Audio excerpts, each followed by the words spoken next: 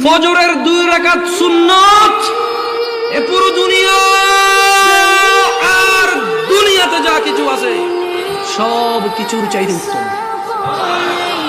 তাহলে যে 2 রাকাত সুন্নত পৃথিবীর চাইতে উত্তম, ওই 2 রাকাতের সুন্নতের পরে যে 2 রাকাত ফরজ রয়েছে, এই ফরজের আল্লাহু আকবার কি দিয়ে মিটাবা? এই ফরজের সামি আল্লাহু লিমান হামিদা কি দিয়ে মিটাবা?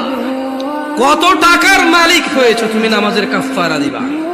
যেখানে সুন্নত 2 রাকাতের মূল্য পুরো পৃথিবীর সমস্ত সম্পদ বিক্রি করে যদি একটা স্বর্ণ কিনা হয়, ওই স্বর্ণকে যদি এক পাল্লায় রাখা হয়, আর ফজরের 2 রাকাত সুন্নতকে যদি এক পাল্লা রাখা হয়, ফজরের 2 রাকাত সুন্নত ভারী।